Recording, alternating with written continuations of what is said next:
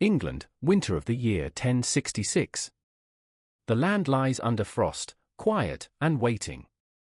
For 22 years, King Edward the Confessor ruled this island, a pious man, more saint than sovereign. His reign was one of uneasy peace, a fragile balance between Saxon lords, Danish bloodlines, and Norman influence. But now, Edward is dead.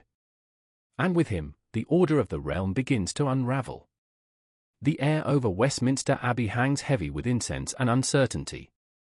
Monks chant beneath flickering candles, nobles whisper in corners, the crown lies glinting upon the altar, masterless. Who shall wear it?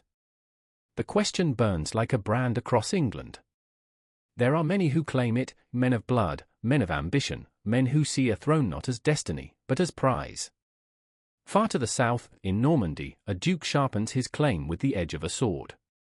Across the northern sea, a Viking king dreams of glory once more. And here, in the heart of England, a lord named Harold Godwinson is about to seize his fate and his doom. Edward's death was not just the passing of a king. It was the opening of a wound, one that would bleed a nation for centuries. The year 1066 will not be remembered for the peace it lost, but for the world it gave birth to. In fire, in faith, and in conquest. The throne of England was never a simple seat of power. It was a mirror, reflecting ambition, loyalty, and deceit in equal measure. After Edward's death, 3 men stepped into the light of history's judgment. Each believed destiny favored him. Each would march to prove it. First, Harold Godwinson, Earl of Wessex. A Saxon noble, born of England's own soil, brave, clever, ruthless when he must be. He claimed Edward had named him successor on the king's deathbed. The noble supported him. The church anointed him. On the 12th day of January, he was crowned King Harold II, the last Saxon king of England. But across the Channel, another man watched the coronation with fury. William, Duke of Normandy, a bastard by birth, a conqueror by will. He swore that Edward had promised him the crown years earlier, and that Harold had sworn an oath, on holy relics, to uphold that claim. To William, Harold's coronation was not destiny. It was betrayal. And from the cold fjords of Norway came a third, Harald Hardrada, last of the Viking warlords. His claim was forged in ancient treaties and ambition. He saw England not as prize, but inheritance. A land once ruled by his forefathers, a land he would reclaim in blood. 3 kings.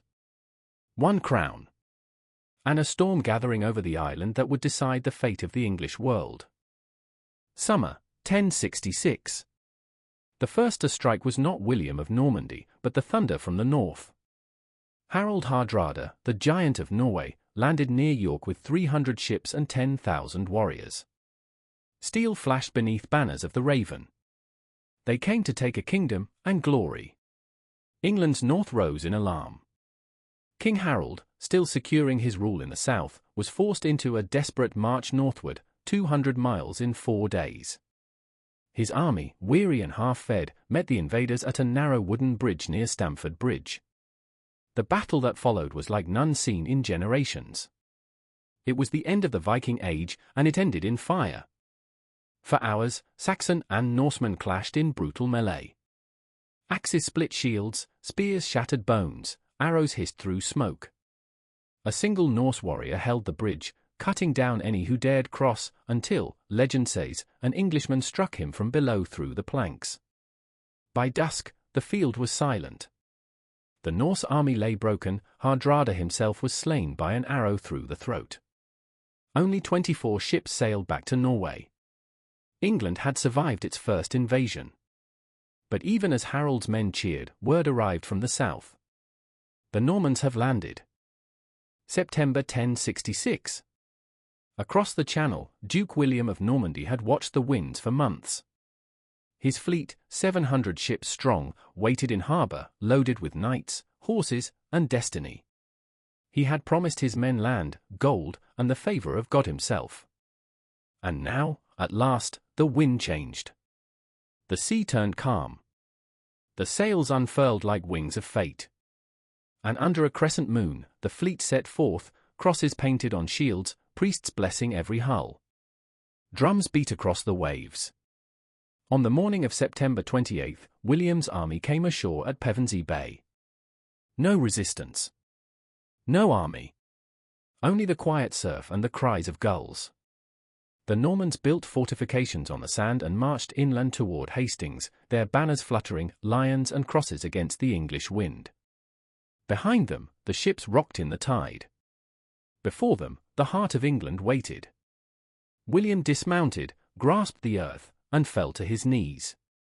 A gasp went up among his men. Had their duke fallen? But William rose with a handful of soil in his fist. He smiled and said, "By the grace of God, I have taken England with both hands." The invasion was not just a campaign. It was prophecy fulfilled, a moment that would burn itself into the soul of a nation. And far to the north, Harold marched again. His men weary, his fate sealed. The two would meet upon a hill called Senlac, where England itself would be decided. By sword, by arrow, and by legend. The victory at Stamford Bridge should have been a triumph, a song sung for generations. But Harold Godwinson had no time for songs. As his men buried the dead, a messenger arrived, breathless and pale. "The Normans have landed in the south." For a moment, silence. Then Harold gave the order that would define his life. "We march. From York to London, from London to the coast, 200 miles in just 9 days." An army of men who had already fought, already bled, now pushed onward through rain and exhaustion. They ate little. They slept less. Their boots rotted in the mud, but their spirit did not. Along the way, they gathered reinforcements, farmers, hunters, nobles, men who answered the call of their king. By the time they reached Sussex, the Saxon host numbered close to 7,000. Tired, yes, but unbroken. Harold's advisers urged him to wait for reinforcements from the north. To rest. To fortify. But he refused. He had fought invaders before. He had beaten Vikings. He believed he could do it again. So he took position on a ridge near the village of Hastings, his shield wall facing the open plain. He sent no messenger to William, no offer of peace. He simply waited. The chroniclers say that as Harold looked down at the Norman camp, he turned to his brother and said, "If God wills it, we shall end this here, once and for all." The wind picked up from the sea. The sky darkened. And far below, the Normans prepared for dawn. Night fell upon England like a shroud. On the ridge, Harold's men made their camps among the trees. Fires burned low, the air smelled of smoke and iron.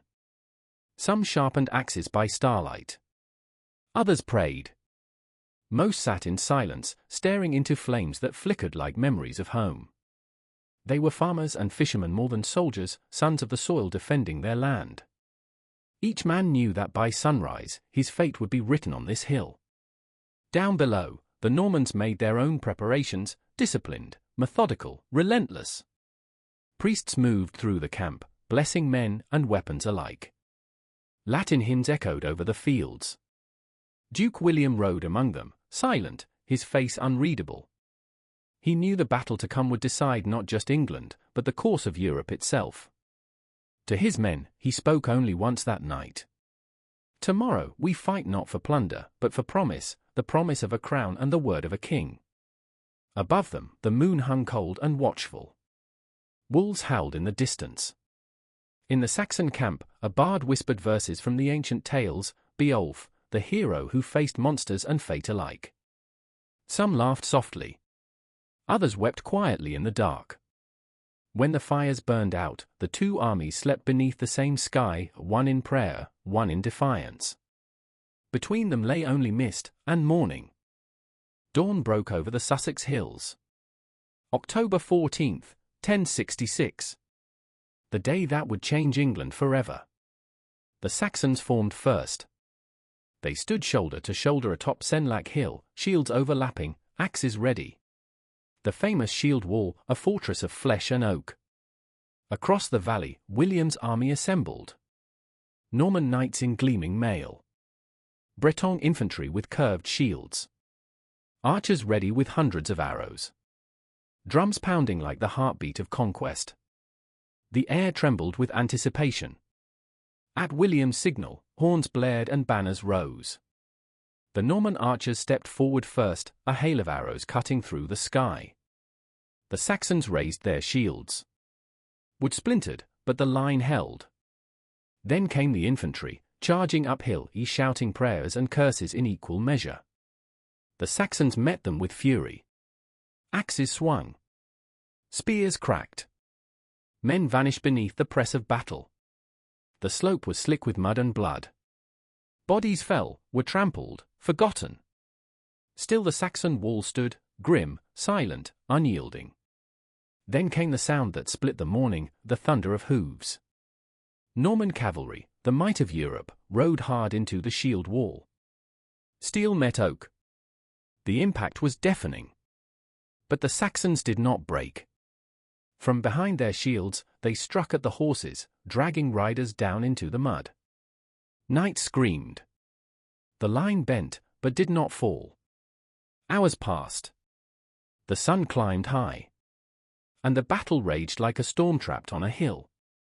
William's army was bleeding. The Saxons, though weary, were holding. Victory seemed near. By midday, the Norman line was faltering. Rumors spread that William had fallen, a cry that rippled through the ranks like panic. For a heartbeat, chaos reigned.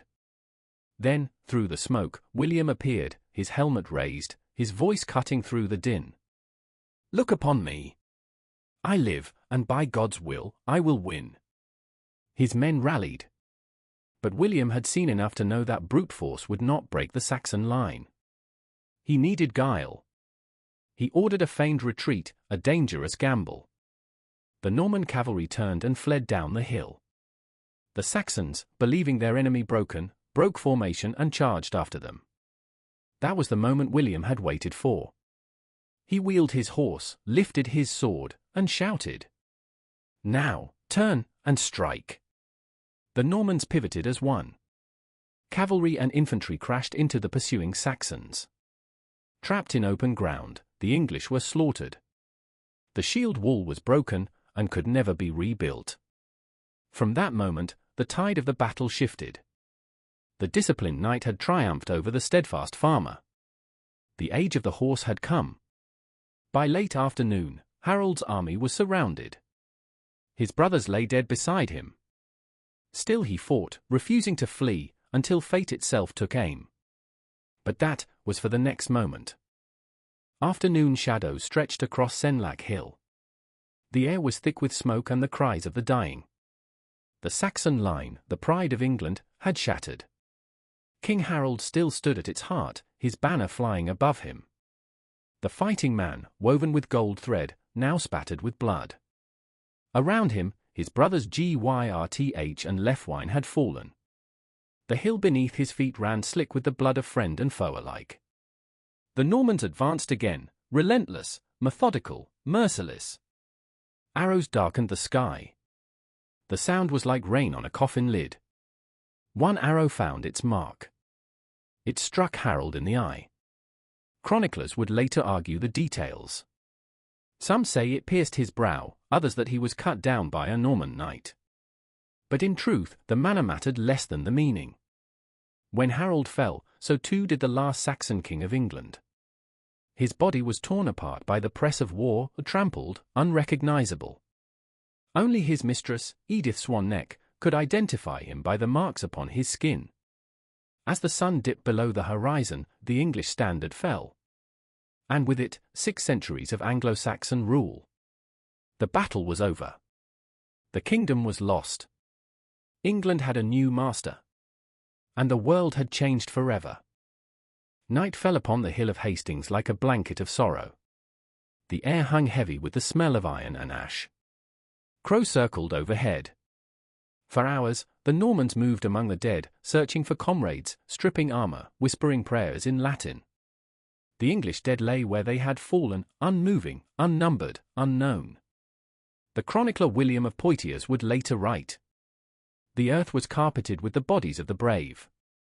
and the field ran red as any river. The Saxon shield wall had become a monument to courage. A wall not of wood, but of men. Among the slain, Harold's banner was found. Its golden thread torn, its colours blackened. William ordered it taken down and replaced with the papal banner. A white cross upon a field of blue, to mark divine favour for his cause. He walked the battlefield at dawn. The mist was thick. The silence was absolute. When one of his captains asked if they should bury the Saxons, William paused. Then he said quietly, "Let them lie where they fell. They have their land for eternity." The conqueror had won. But the conqueror had not yet conquered peace. Christmas Day, 1066. Inside Westminster Abbey, the same church where Edward the Confessor had been laid to rest. The nobles of England gathered once more, not in unity, but in fear. William, Duke of Normandy, knelt before the altar. The crown of England, the same that had rested on Harold's head, was raised high. The bishop's voice echoed, "Does the realm consent to crown William as king?" Outside, Norman soldiers ringed the abbey, uneasy and alert. When the crowd inside shouted their assent, the soldiers mistook it for rebellion. They set fire to the surrounding houses. Smoke filled the cathedral as the new king was crowned. Thus began the reign of William the Conqueror. Not with triumph, but with fear. He would rule by sword and law alike.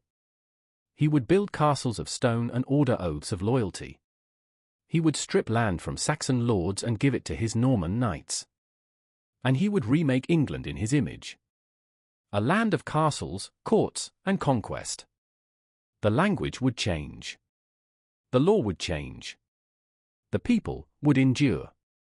The wind over Senlac Hill is soft now. 1,000 years have passed. Yet the earth remembers. Beneath the grass lie the bones of two worlds. The Saxon and the Norman. The conquered and the conqueror. Joined at last in silence. The Battle of Hastings was not the end of England. It was its transformation. From this single day came the birth of a new nation. A new language. A new nobility. A new way of rule. The old gods of the north were gone. In their place rose the cross and the crown. The Domesday Book would soon count every field, every plough, every soul. A kingdom catalogued, disciplined, reborn. Yet somewhere in that long memory, the spirit of the Saxon still whispers. Of freedom, of courage. Of a king who stood and fell for his home. History often remembers the victors. But the soul of a nation remembers its dead. And so, upon this hill of Hastings, where earth met destiny, England became something new. A land forever caught between sword and law. Between memory and power. Between loss and legend. The day England changed forever. And began again.